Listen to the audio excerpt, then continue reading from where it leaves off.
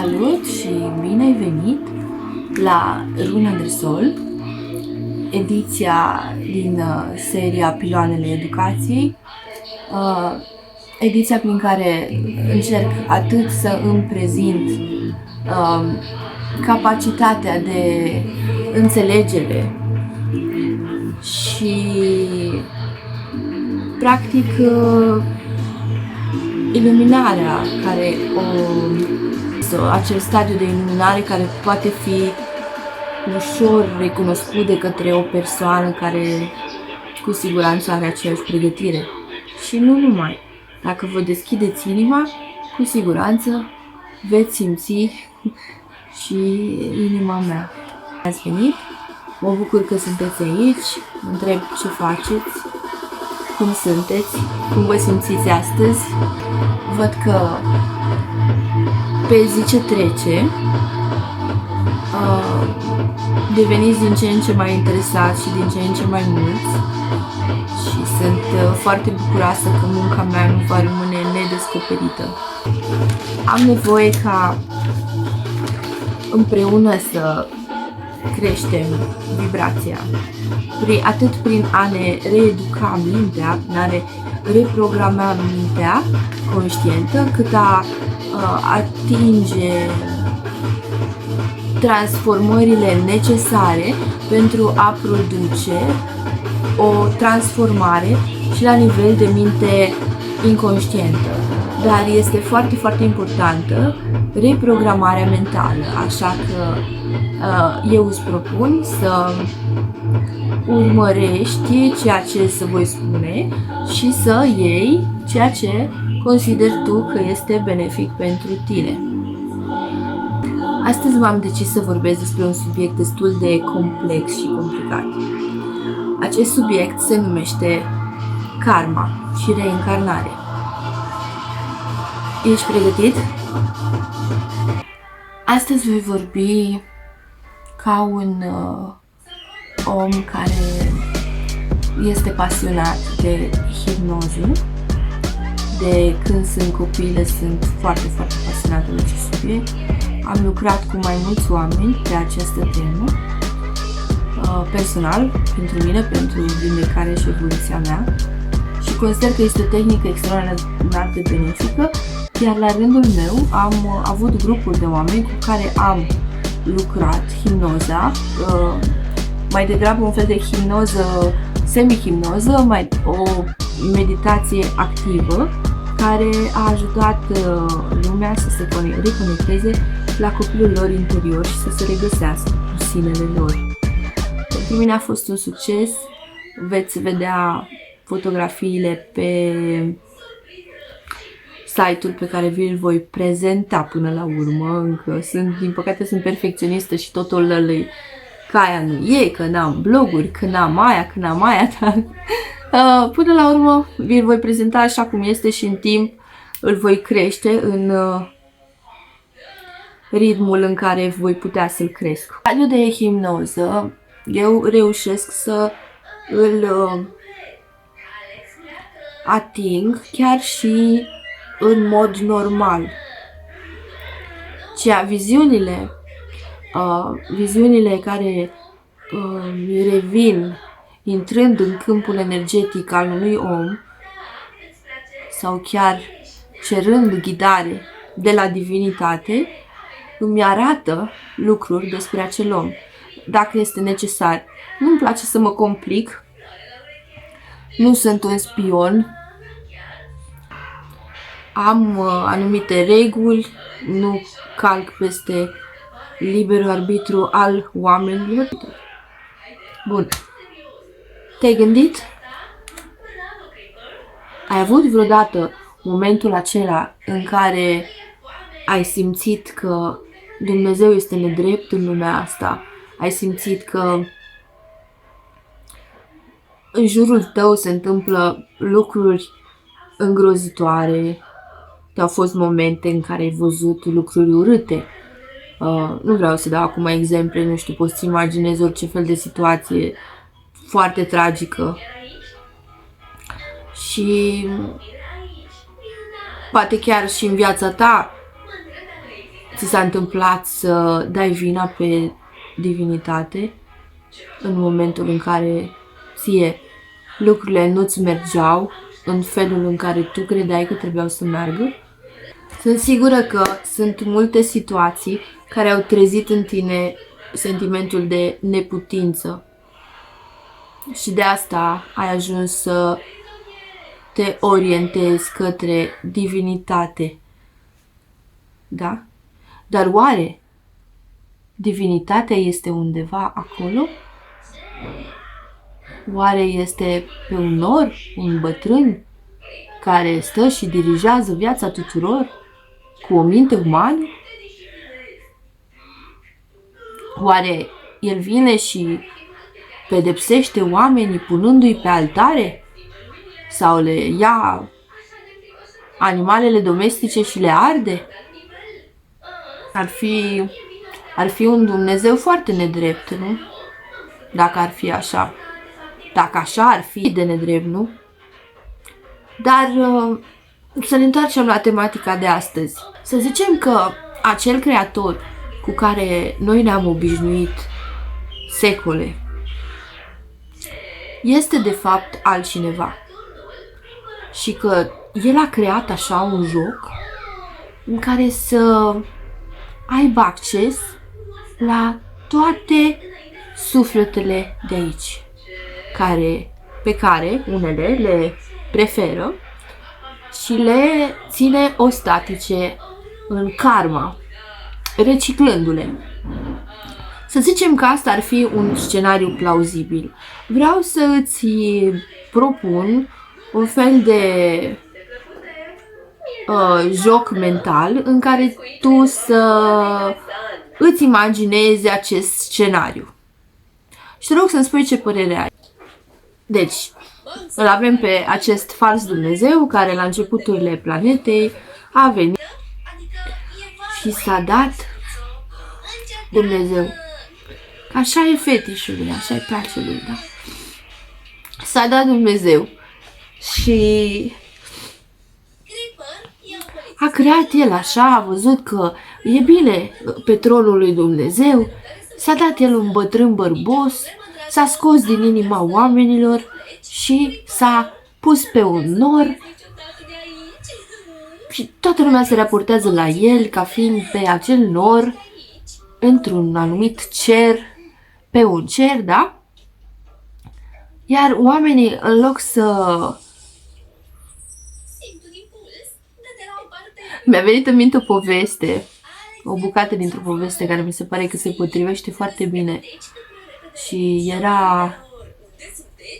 erau în ceruri niște diavoli și acești diavoli aveau o oglindă. Și acești diavoli au spart oglinda, iar toate bucățile au căzut pe pământ.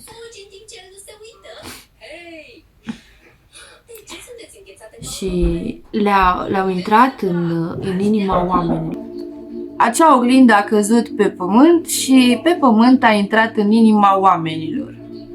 Așa spunea povestea. În momentul de față îmi scapă numele poveștii, poate vă amintiți voi despre ce poveste era vorba. Dar mi se pare foarte potrivită cu acest pasaj în care eu fac o comparație între un fals Dumnezeu, un diavol care s-a dat Dumnezeu la începuturile planetei și a creat el așa niște sisteme, cumva copiind geometria sacră, folosind magia, folosind anumite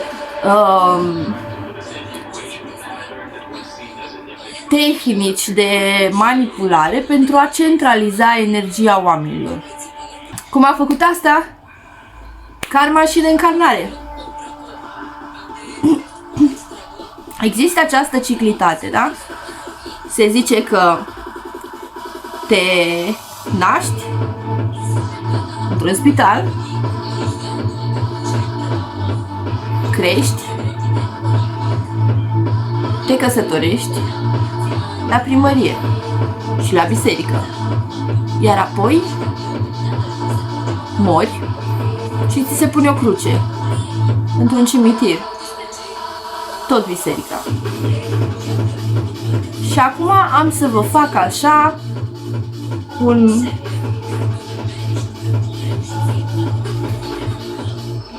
nu mai e rezumat, v-am făcut deja rezumatul. Zicem că zeii au fost întotdeauna pe pământ și să zicem că arată ca tine, ca mine. Să zicem că acești zei erau doar ființe care aveau o cunoaștere atât de evoluată încât veneau cumva cu ea din alte tărâmuri, de pe alte planete, cum se numesc în ziua de astăzi copiii stelari. Și acești copii stelari au această cunoaștere pentru că s-au reîncarnat pe mai multe planete, în mai multe specii. Și au dobândit o cunoaștere foarte mare. În plus, foarte mulți dintre ei sunt spirite foarte bătrâne. Automat, cunoașterea lor este și mai înțeleaptă. Un spirit tânăr este foarte, foarte flu-flu. Eu așa îl simt, un personaj flu-flu. Un personaj care nu are o structură stabilă în el, nu prea știe, îl mută vântul, uite așa. Și nu simți, cum am zis, structură în el, nu este încă copt. Nu se simte și nu este vorba despre vârsta de pe Terra. Este vorba despre vârsta lui astrală, dată de toate aceste reîncarnări despre care vorbesc. Și să vă explic acum cum consider eu că funcționează aceste reîncarnări. Cum ar fi dacă ne-am dat seama toți că toată această construcție mentală de pe pământ pe care o trăim de atâta timp este de fapt iluzia creată de acești așa zis zei, Dumnezeu. Ok, toată această iluzie de fapt este creată de acest Dumnezeu și de ceata lui de creaturi care practic ele se hrănesc din energia parazitată a oamenilor, iar oamenii vin și le oferă ofrande, le oferă energie, le oferă timp, pentru că așa sunt programați de atâtea secole să facă și așa au crescut structura acestor colosale, cum să le zic, webs,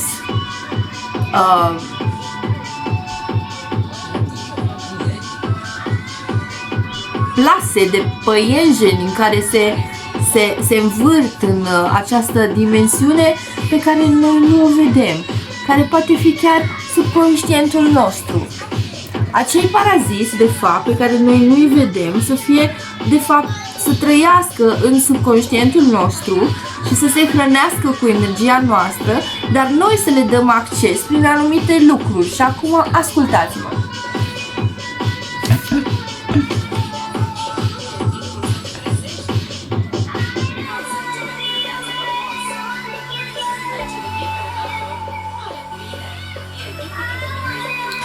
Am spus, nu, că fiecare naștere, fiecare moarte, fiecare pas important pe care îl faci în viață este strict monitorizat și semnezi. Semnătura este un act magic și aduce energia ta unei lucrări, unui jurământ, unei acțiuni. Iar jurământul la fel, da? Jurământul, cuvântul tău este atât de important. Pentru că dacă tu juri și nu te ții de cuvânt, să zicem că ești în armată și juri pentru armată sau juri pentru intrarea în politică, nu mai știu pe unde se jură, medical mai juri, în politică mai juri și mi se pare că și religios juri să ții anumite secrete. Deci în toate aceste instituții există aceste jurăminte. Nu, în instituția medicală parcă se numește jurământul lui Hipocrat. Doctorile în spital au menirea de a monitoriza și a prelua sângele fiecărui copilaș care vine pe lumea asta. Da? Luați-vă notițe. Bun, și acum am vorbit așa, am făcut o trecere mare prin niște detalii și acum să ajungem la ceea ce cartea tibetană a morților a numit Bardo. Bardo înseamnă lumea din momentul în care ai murit până în momentul în care te-ai renăscut iar. Această lume, i-am găsit eu numele pe planeta asta, se numește Bardo. Nu știu dacă în alte culturi mai există același nume, dar mie mi-a plăcut foarte mult acest nume, Bardo, și atunci prefer să-i spun așa. Iar în tot acest video voi folosi acest nume ca să vă fac să înțelegeți despre ce vorbesc.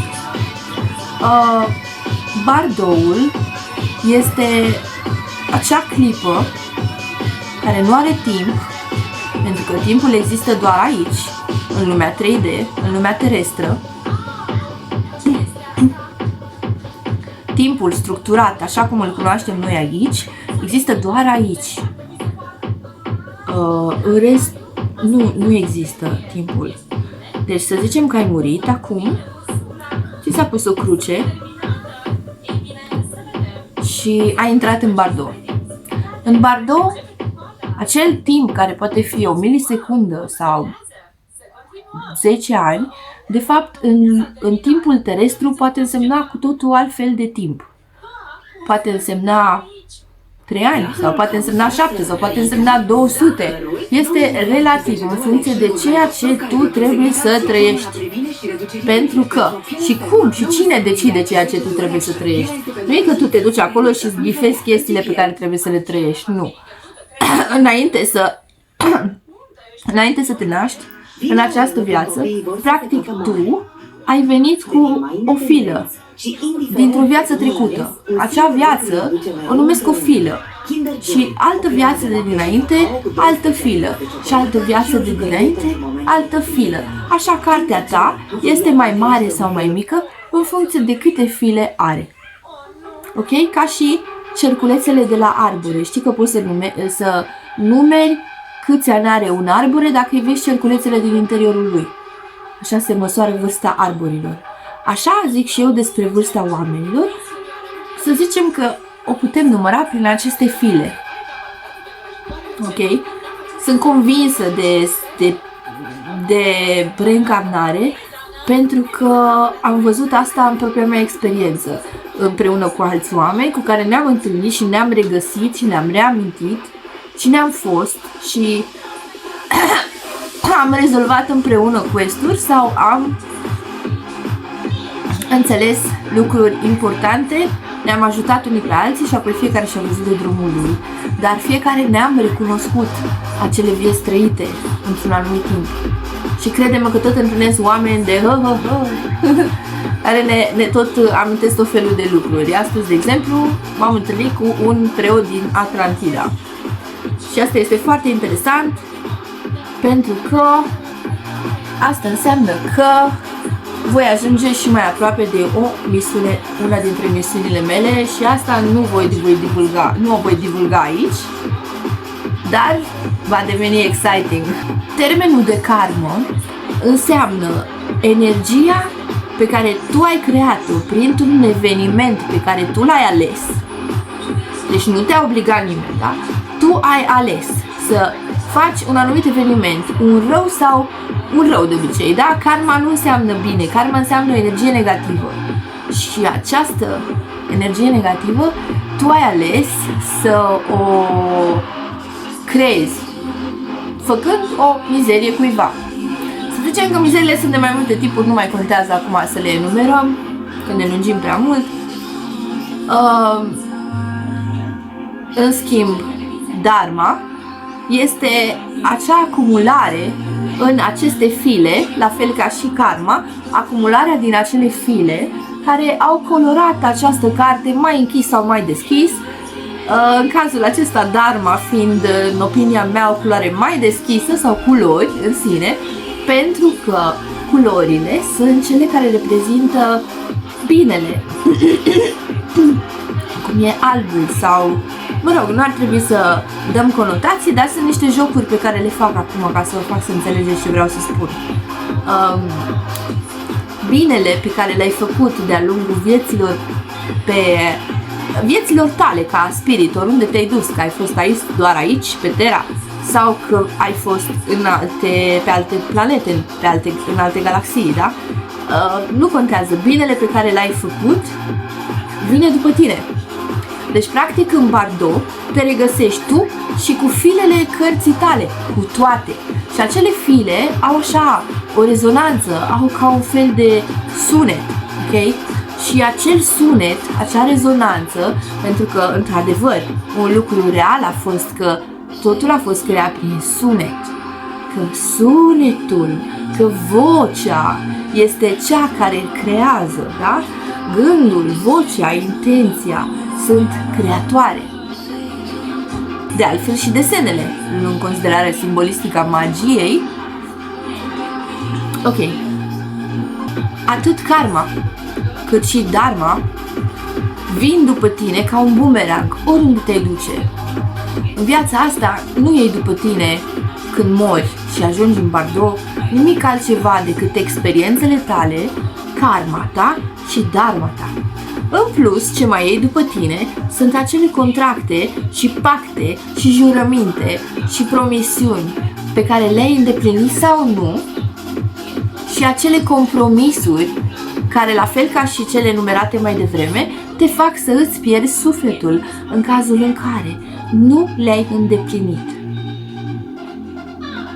În Bardo suntem dezbrăcați de orice ne aparține Terei, de toate lucrurile care sunt de fapt imaginație și iluzie, cum ar fi acest tavan sau această pernă sau mașina pe care o conduci, corpul pe care îl ai. Tot ceea ce este de suprafață în Bardo se duce și rămâne tot ceea ce este în interiorul ființei tale. Orgolii, vanități, posesii. Toate aceste lucruri rămân doar ca amprentă. În niciun caz nu vei putea lua un scaun cu tine sau un pat cu tine sau nu îți vei putea lua rochia preferată sau casa. Cu siguranță toate aceste lucruri sunt produsul lumii în care suntem. Este o lume tridimensională, o matrice creată în așa fel încât tu să crezi că există, dar ea de fapt să fie doar gândul tău. Este gândul tău, este creația gândului tău, mașina pe care o conduci este gândul tău, tu ți-ai imaginat că vei conduce acea mașină și ajungi să conduci acea mașină, ok? Sunt gânduri create în materie. Deci materia aceasta poate fi și poate într-o clipită dispărea. Dacă tu ai ajuns să te parazitezi și să te compromiți și să îți pierzi sufletul, în Bardo se va decide automat, pentru că universul are o geometrie sacră extraordinară, are o matematică extraordinară. Universul este structurat prin lumină, prin geometrie, prin matematică, cum am mai spus. Iar toate acestea, aceasta este legea, să zic, da? Legea, să spunem că este creată din forme precise, iar această lege, care este atât lumină cât și sunet, este vocea divinității și legile lui. Dacă tu practic le încalci, în momentul în care tu ai încălcat legile lui, în viața pe care o trăiești înainte să ajungi în Bardo, ajungi să te îmbolnăvești. Mare parte din bolile pe care le suferim au legătură cu deconectarea de la divinitate, cu neîncrederea și cu frica, iar în momentul în care ajungi în Bardo, lucrurile astea le iei după tine. Toate aceste amprente, tu le cari în Bardo cu tine, în filele poveștii tale. Deci dacă ai fost bolnav de ceva într-o viață și nu ai rezolvat pattern-ul care te-a făcut bolnav, vei ajunge în Bardo cu acele file de carte, cu acea karmă, cu acea dharma ta și apoi se va genera automat, e ca un fel de calculator cumva, nu știu. Este o chestie precisă ce se întâmplă, nu este o chestie că te duci la acolo și începi să vreau să am un tătic blond, vreau să am ochii albaștri în viața asta, nu se întâmplă lucrurile așa. Tu, practic, datorită consecințelor, știi, cum e la domino, datorită consecințelor, rezonanței pe care tu ai creat-o în acea carte a ta, deci toate lucrurile pe care tu le-ai creat în cărticica ta, în cartea ta, acele lucruri vor chema lucruri asemănătoare care să te ajute să îți găsești puterea sau să o pierzi mai rău. Sunt chestii un pic extreme, știi? Ori cazi, ori te ridici. Nu există alte șanse. Ori ajungi liber, ori ești sclav. Nu există între. Sunt puțin sclav. Nu poți să fii puțin sclav. Sau puțin liber. Ok? Ori ești sclav, ori ești liber. Bun? Ori ești bun, ori ești rău. Ori, știi, sunt niște chestii care n-ai cum să le pui, să le dai o cale de mijloc, să zic așa. Sunt puțin sclav. Anyway, și lucrurile care aduc în univers de obicei, întunericul, este ceva benefic. E fără acel întuneric nu există recrearea unor astre sau recrearea unor planete. Așa că distrugerea care se întâmplă, acea care poate la un nivel macro se vede ca un fel de nedreptate, cum vorbeam mai devreme, da? Poate că la un alt nivel ea generează cu totul alt efect. Iar ca acest lucru, ca tu să poți înțelege acest lucru, trebuie să fii în sufletul tău, să ai sufletul tău la tine, o comunicare extraordinară cu divinitatea și să-i ceri să-ți arate atât cât poți duce, că nu uitați, oameni buni, noi folosim 10% din, sau cel puțin acum 10 ani, asta auzeam, că oamenii folosesc 10% din capacitatea creierului nostru și atunci genile aveau ceva procentaje mai mari, nu?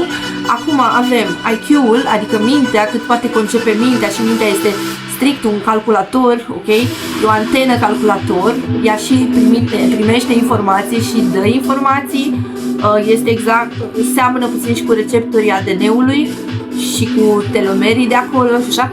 Și inima, în schimb, este ceva mult mai puternic ca efect decât mintea, care este electrică. Deci inima este magnetică și mintea este electrică. Iar ai noștri telomeri, în momentul în care am ieșit din Bardo și ne-am transformat în mici celule și ne-am chemat, mă rog, înainte ne-am chemat povestea, ne-am chemat părinții. Vă dați seama că nu se întâmplă, are un timp care se întâmplă și până ajungi tu și înțelegeți, deci este total relativ timpul ăsta dacă stai să te gândești. Adică părinții tăi trebuia să se întâlnească, nu că ai apărut tu și stai acolo și aștepți undeva sus și ăștia trebuie să se cunoască și se tot ceartă până să ajungă în pat. Să facă dragoste ca să te aibă pe tine, da? Sunt o felul de situații pe care ți le poți imagina. Ideea este în felul următor. În momentul în care acea frumusețe, acea magie s-a întâmplat, acea minunăție de a crea din două ființe umane o altă ființă umană,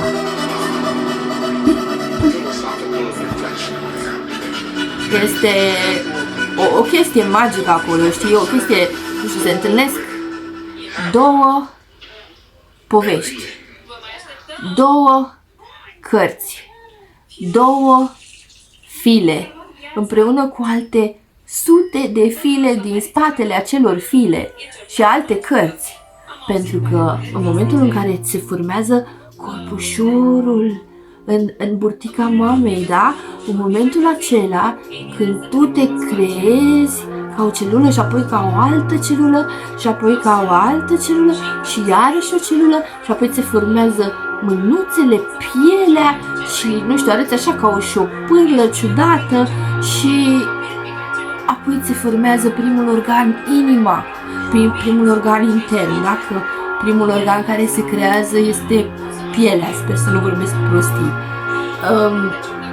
Bun, și această magie, această minunată întâmplare a creierii unui făt din doi oameni, din două cărți, din zeci de povești care vin din sângele lor, din geneza fiecăruia, da? Această minune divină care se întâmplă, se poate întâmpla și momentul în care cei doi sunt cu adevărat pregătiți și există acea potrivire a cărților în Bardo.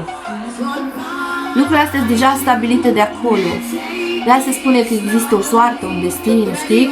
La asta se referă că practic tu ți-ai chemat la un nivel inconștient, ai rezonat, ai strigat. În momentul în care erai în Bardo, vibrația ta s-a dus și a creat în acest vis numit viață. A creat povestea ta deja. Dar în funcție de nivelul tău de evoluție, ca într-un joc perfect creat, tu ai posibilitatea să o dai în bară sau ai posibilitatea să ajungi acolo unde trebuie și să te înalți spiritual și să evoluezi, că practic de asta suntem aici, ca noi să evoluăm spiritual, ca noi să devenim din ce în ce mai curați. De ce anume să ne curățăm? De ce e necesară curățenia? De ce religios s-a vorbit despre post? Păi, v-am vorbit mai devreme că în Bardo vin după tine, în cartea ta, și aceste jurăminte, aceste contracte făcute la nivel conștient sau la nivel inconștient, contracte de compromisuri, contracte pe bază de frică maximă, în care s-au întâmplat cu anumite entități de obicei care ne-au parazitat, pentru că acest sistem minunat și perfect are și ceva întunecat în el.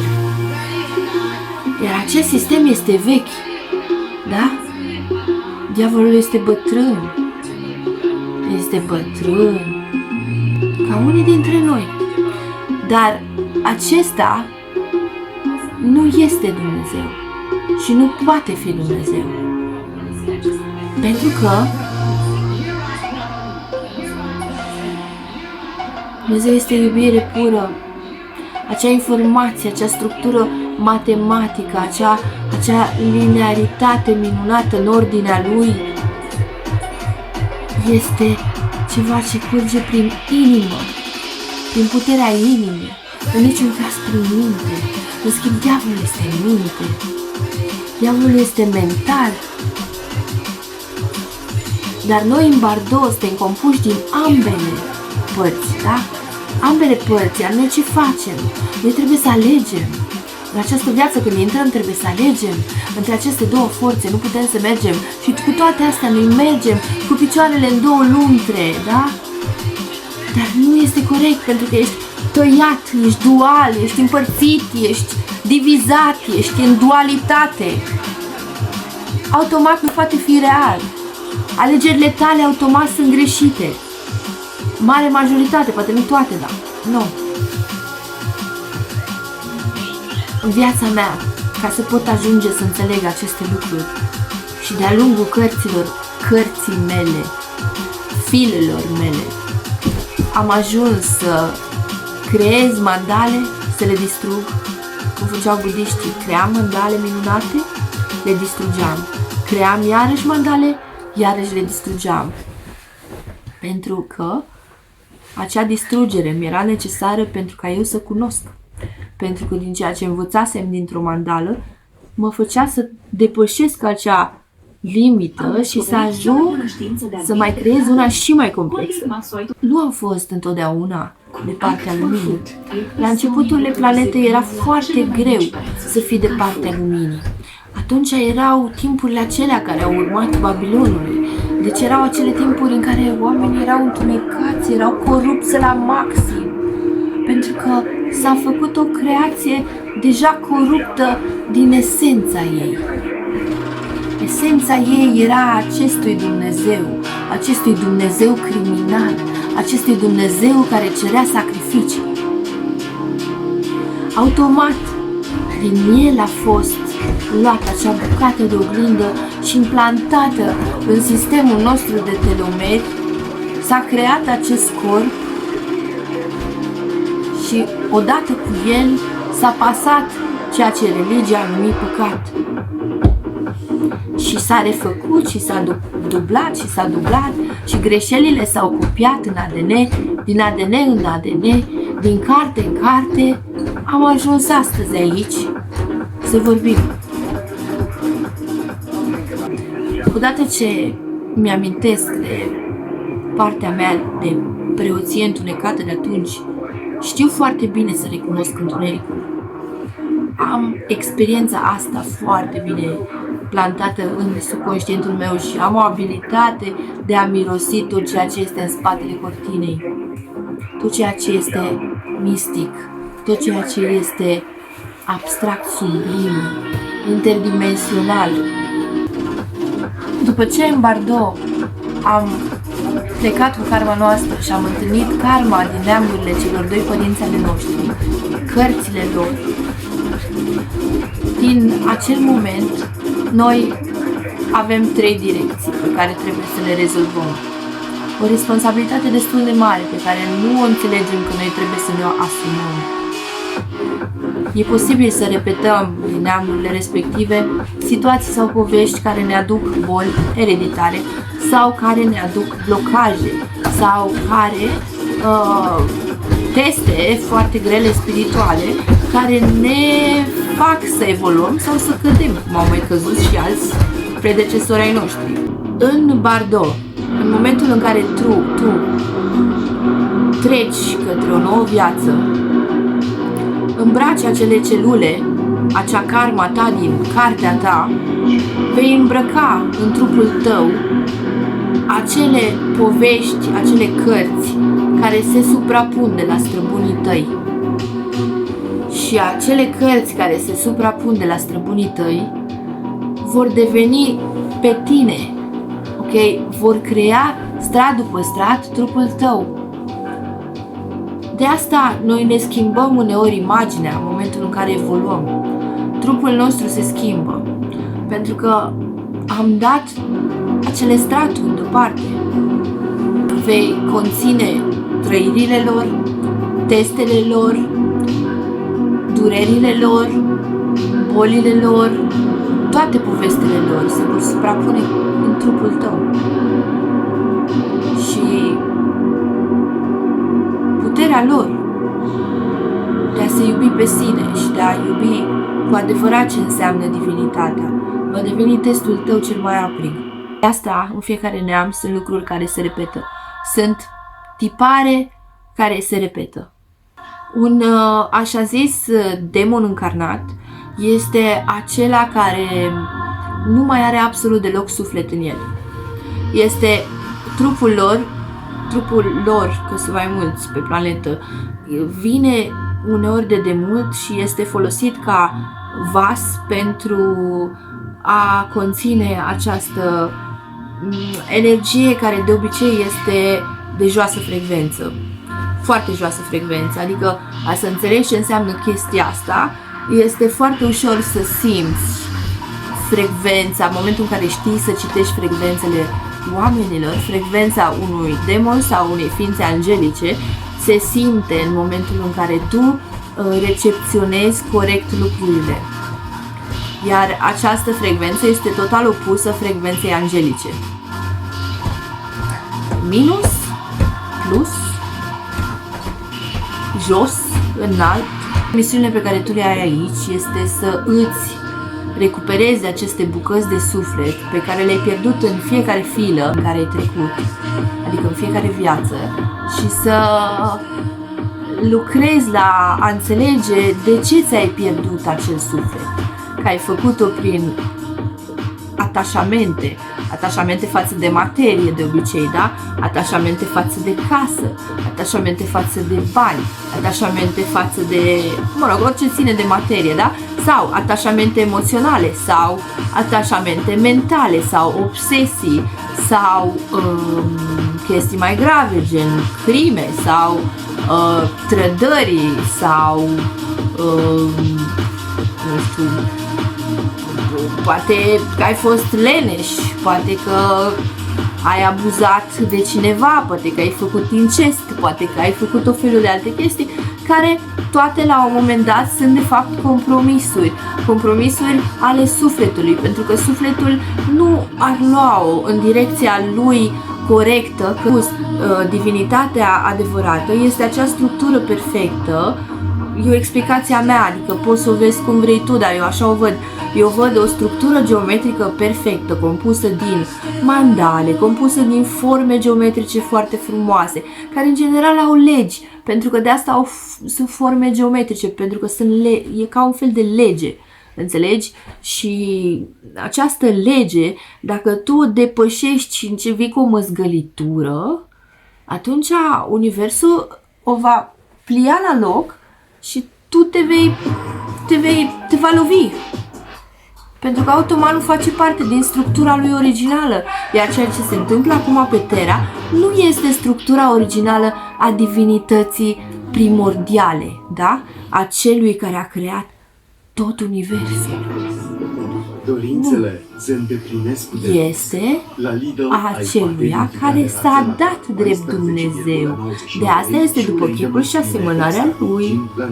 Ceea ce se întâmplă pe Terra, așa că îmbraci această karmă și chemi automat la tine evenimente care, evident, o karmă nu vine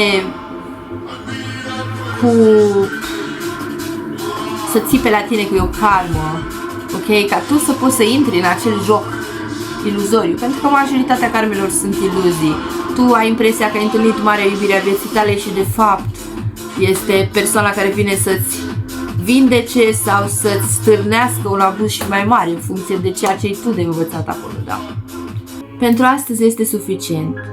Iar dacă dorești să ai copii, îți dorești foarte mult lucrul ăsta și vrei să înțelegi dacă ești pregătită pentru acest pas, eu sunt mămica de copii și mai știu și eu una alta și despre asta.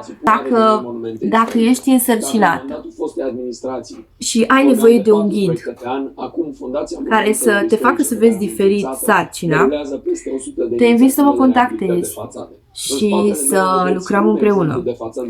Sunt consilier de dezvoltare spirituală, consilier de dezvoltare personală, ghid holistic și medium. Aș vrea foarte tare să îmi pot dărui abilitățile. Pe lângă asta mai sunt și terapeut, dar momentan nu am deschis un cabinet, așa că voi lucra pe partea aceasta, pe partea spiritual, mentală, sufletească cu voi, da? Și vă invit să mă contactați și să-mi scrieți pentru a programa sesiuni. Mulțumesc mult pentru atenție, sper că împreună să creăm o lume mai bună. Ne vedem data viitoare și nu uita să apeși pe butonul de like, pe mine mă ajută foarte tare și mă încurajează să share-uiesc cât mai multe informații cu tine și să-mi găsesc modul meu de a comunica, modul meu de a share-ui informații cu tine, ok? Încă sunt într-o pregătire și sper să îți fie pe plac ceea ce creez acum aici, iar informațiile acestea doresc din tot sufletul meu să ajungă și să deschidă conștiințele voastre a celor care aveți nevoie, bineînțeles, pentru că nu toți suntem la același nivel de conștiință. Îți repet, dacă ai nevoie de ajutor, contactează-mă. Te pup, numai bine!